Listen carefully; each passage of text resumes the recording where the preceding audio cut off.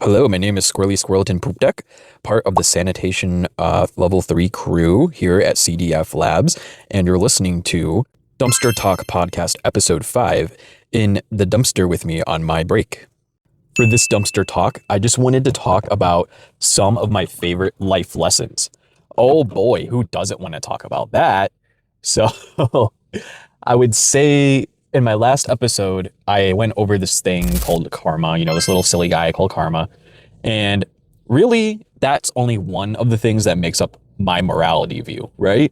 So as I mentioned, I'll probably make another podcast on something like good versus evil or religion or something like that. But those are really heavy topics that are very sensitive. And so I probably want to do a little bit better of a research and, talk about that kind of stuff when my production value goes up a little bit from being inside of a dumpster on my lunch break. So until I have funding from CDF Labs, unfortunately, we'll have to talk about this for now, which is also really interesting, even if a bit jarring or confusing, I would say. So what do I mean life lessons? Well, I would say there's maybe about 7 life lessons. I don't know. That's just a random number I'm throwing out there. But there's a couple of life lessons I learned in my lifetime, at least, that really guide me and guide my morality that I thought would just be interesting to share. And I'm also interested to, know and hear about what you guys go through and what your life lessons are that really changed you as a person and things like that.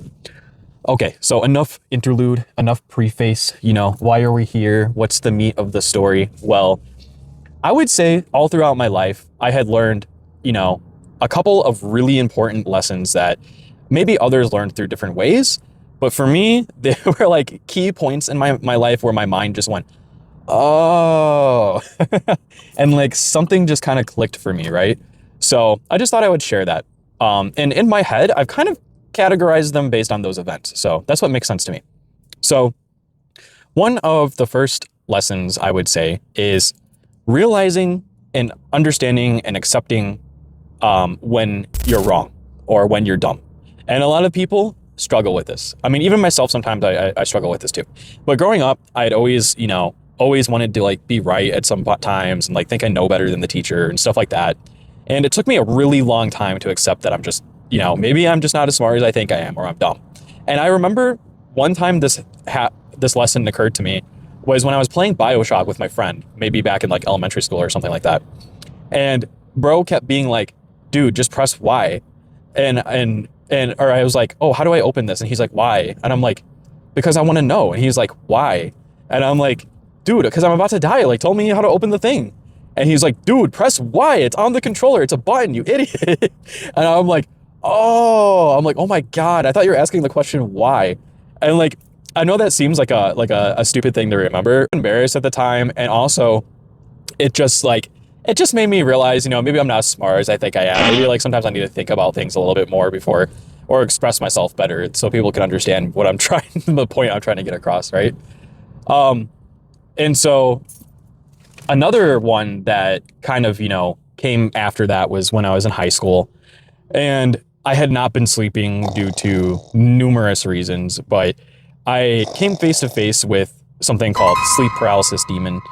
And, this is a phenomenon that happens to a lot of people who don't sleep. So it's most likely like a psychological brain thing. But it definitely felt really spiritual. And like for the first time in my life, I had an experience where I was certain something was out there that made, didn't make sense or was bigger than me or something like that. Space always kind of had that effect on me as well. But man, when I had that experience, sleep paralysis, it really changed me. Like I couldn't sleep for months after that. I was probably killing myself and killing my brain and shit. And so that was one moment that really, really just, if you ever have to deal with sleep, if you don't think things like that are real, have one sleep paralysis dream and you'll change your mind instantly. Some people have this through like an ayahuasca trip or, just getting really high and seeing elves or something like that. Like I think it's the same experience, and you just really don't understand what people are talking about until you have that same experience. And it is really, really, really scary, and it will for sure give you a wake-up call about reality and the world around you. So that was another life lesson, is that, there may be bigger things out there and more things that you just don't understand, and that you kind of have to self-reflect and take care of yourself and, take care of your mind. So that leads to another lesson I learned early on was health is so important. Like I remember specifically what it was. It was the Super Size Me movie that they played to basically all US school children. I think, and it was just in the school curriculum, but that movie blew my mind. Like, I know it's a silly documentary and stuff, but like, I did not understand how bad the government was and how bad fast food chains were and big business. Like, I didn't, like, that was my first, awakening to what corporate greed can do to somebody in this world. And also, it was a great health lesson. Like, after that, I joined the soccer team. I started working out. I started sleeping. I started taking my health more seriously. And like, it just is one of the scariest things in the world is to, fall victim to all the things that are always around you. Like all these vices, some people call it, right? Like smoking, drinking, fast food, staying up late, going to parties all the time, doing drugs. Like, I mean, everybody has their vices, but that was the first time that I was really like, oh, wow, okay, I want nothing to do with that.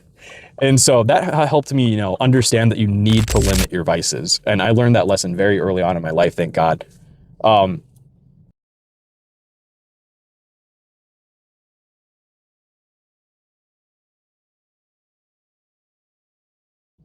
So after that, I would say the next interesting lesson that I learned early on was minimalism. And this one doesn't seem as important as the last couple of ones I just talked about, but it actually really is, because minimalism isn't just like, oh, I like a minimalist aesthetic. Like, I like to just keep it really simple. Like, that's like minimalist art, I would say. Minimalism is more of like a mindset. And they showed this like kind of cringy documentary about these two guys. I forgot their names or whatever, but like they were like going around the country touring, talking about minimalism for some reason. I can't remember. It was probably to promote like some crap they were doing or whatever. But whether or not those guys were, in it for good reasons or not, there was like some rumors going around about that and whatever. But anyway, whether or not they were in it for the right reasons, it actually did give me a really important life lesson. Like, because I do truly think minimalism will make you happy, because minimalism is like not happening to always have everything. It's kind of like, supposedly Jesus' teachings of like, give up your worldly possessions to those who need it and stuff like that, right? Like you can have everything in the world and it won't make you happy. Like, it's not things that make you happy. It's not like you can go to Walmart or buy something off Amazon like every freaking day and you'll never be happy. You'll just have a house full of like shit, literally. You know what I mean? And same thing with like the hoarder show kind of ties into that. Like, I don't want to be that type of person who's just a total consumer and like just consumes things and feels like they always need more and always need all kinds of crap, like just literal shit that you don't need, bro. And I know so many people who are like that, like, oh, I need this, oh, I need that, oh, I need this, I need that. It's like, dude, no, you don't. And I think minimalism really helped me understand what I actually need in life and what I don't need in life. And luckily, I think now, especially, a lot of this stuff is more popular. People tend to eat healthier now. They tend to have mental and health awareness. They tend to not want to be a consumer. So I think the world is healing and changing in that way compared to the early 2000s when I grew up, when it was all about being a consumer, video games and Mountain Dew all day, buy, Funko Pops, buy like XYZ, buy silly bands. Like, if you're not buying crap and buying a fancy new car, you're not cool. Like, luckily, I think a lot of that is changing. I think especially after COVID, people started realizing a lot of that stuff doesn't matter, Same thing with like the social constructs of it and everything, but I'm not going to get into that. Another lesson that I had learned, obviously, was the karma one that I talked about in my last podcast. So that was a big factor of, who I am today. Another life lesson that I learned is like, it's okay to like things. And I learned this from my wife, like, because before we started dating, I was a very different person where I didn't want to fit into any fandom. I didn't want to follow any, shows or movies or things that I truly inside thought were really cool, but just never wanted to express that I thought it was cool, because I thought it was like, oh, that's lame or that's dorky. Like, oh, you're a Marvel fanboy, nerd, like stuff like that. And like, really at the end of the day, I had to realize that it's okay to like something, dude. Like if you like Resident Evil, talk about Resident Evil, get a Resident Evil tattoo, go see the Resident Evil movies, play the games. Like it's okay to like things. So that was a really important lesson that I learned. And I think that kind of ties into with like the whole finding purpose in life. And like old people, when you ask them, what would you have done differently, is they almost always say, I would have just gone for it. I would have, just done the things I liked, spend more time with my family, like in stuff like that. Right. So, that's also the thing, is like, always just go for whatever it is you want. Like, that's something I've learned. Like for instance, this podcast. Why didn't I start this podcast 5 years ago? I mean, maybe I just didn't have a great idea for it, but like, there's always all these things that you're thinking, oh, I want to do that, I want to do that. Just go for it. Put your heart into it, put your soul into it, and, do what you like. Another thing I learned, which I might make a podcast on as well, is like, we're all kind of the same. Like at the end of the day, we think we're so different, but we're really not. And like, I know sometimes you'll hear spirituality like BS, like these weird gurus saying that and stuff, but it's almost always up versus down and never left versus right. And that's kind of why I named my band Consider All Sides. Like the whole point of Consider All Sides, the name implies you should always consider every side of every argument, every point, everything, right? Because we all have this thing called bias. And I mean, obviously I'd heard about bias when I was younger, but I never really understood what that meant. And like bias just means we all grow up similar, but obviously your situation is going to be a little different, which affects how you think and what you choose to do and the things you say and the actions you take and things like that. And bias, the only way to defeat bias is to step into others' shoes and try to understand them and have more empathy, right? And that leads to another great point is something I learned from the lyrics of Nothing More, one of my favorite metal bands. If you haven't listened to Nothing More already and you're a metalhead, what are you even doing? Go listen to them right now. But on one of their songs, they had these great lyrics. And usually I don't really care about lyrics, but he said the line something to, I'm just, paraphrasing, but everyone wants to change the world, but no one wants to change themselves. And that was just such a moment of self-reflection that kind of ties into the last couple of points I was talking about. Like, not only do you sometimes have to step into other people's shoes to understand why they're acting a certain way or whatever, right? But you have to look in the mirror, man. You have to admit you're dumb. You have to admit, oh, maybe that wasn't the best choice I made. Maybe I'm not being the best boyfriend right now. Maybe, things like that. And if you can't do that, you're never going to change and grow as a person. You're never going to become that better version of yourself, because the version of yourself you grow up with is heavily influenced by others, because you're a kid, you're learning, you're growing, you're trying to fit into society. And unfortunately, a lot of people never break past that boundary, of fitting the mold of society, fitting what their parents wanted, trying to impress people and stuff like that. Like a lot of it, of what I've learned over life is just really, and if you've summed it all together, self-reflection. And like now this whole podcast is kind of just becoming like a self-reflection talk, but I'm so serious. That was like one of the most important life lessons I've ever learned. Another thing that I've learned more recently, as I'm sure a lot of people have, but I've always kind of thought of, is that it is really hard to be a good person. It really is. There's a lot of evil out there. There's a lot of evil people. And like, you think, oh, I stole a candy bar from a store when I was 12. I'm such a bad person. But then like you go on YouTube and watch all these lolcows, or like you see like obviously the Epstein stuff and you're like, oh, I'm a pretty good person. Like that's horrible. Like all the shit these people are doing. And that's the thing, right? Like all people have flaws, have problems, and on a day-to-day basis are, maybe assholes and stuff like that.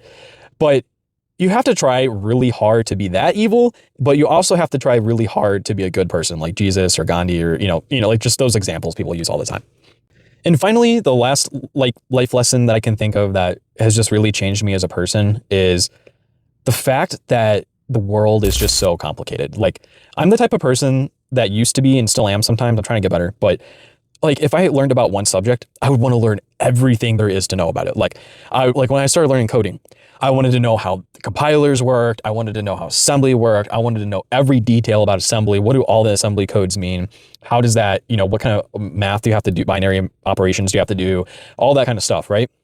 And when you take a step back at it and you look at the big picture, that's almost impossible to learn. That's called specialization. And I would do this in high school too. I would learn about physics. And I'd be like, oh, physics is so cool. I'm going to be a physicist. I'm going to learn all about this. And like, this kind of is like another podcast idea. I come up with so many podcast ideas while I'm just doing these rants, but it's kind of like that saying of like, you can't be the jack of all trades because you'll be the master of none or something like that, And that is just so true. Like you can't have your cake and eat it too. Either you're going to know a lot about a lot of stuff, but never be an expert in anything, or you can really focus on one area and just be really good at that one thing, but then you're going to lack in a lot of other areas, right? So you kind of have to decide if in your life you're a generalist or you're a specialist, right? And because it's just impossible. Like I like so many different things. I like gardening, I like coding, I like music, I like singing, I like podcasting, I like making media, I like editing videos, blah, blah, blah, blah, blah, blah. And like, dude, you only have 24 hours in a day, and most of that is spent sleeping, eating, pissing, shitting, and taking care of yourself and stuff, right? Especially if you have kids. So it's like, the older you get, the more you realize time is so short and life is so short. Like, just pick a couple things you like and just stick to it, right? And I just wanted to end this video by saying, I'm 27 years old. I haven't lived my entire life. I don't, who's to know what life lessons I learned the next day or something that really influences me and changes my mind about the world. I'm a very open-minded person. But this is just my, little slice of life view on the world. And if you found it interesting, please like, subscribe, share, CDFX Labs on TikTok, YouTube. I think the tag is actually Code Dumpster Fire for both of those. And I really, really appreciate it. And anyone who listens to this, thank you so much. Okay, my break is over. Back to doing squirrely things.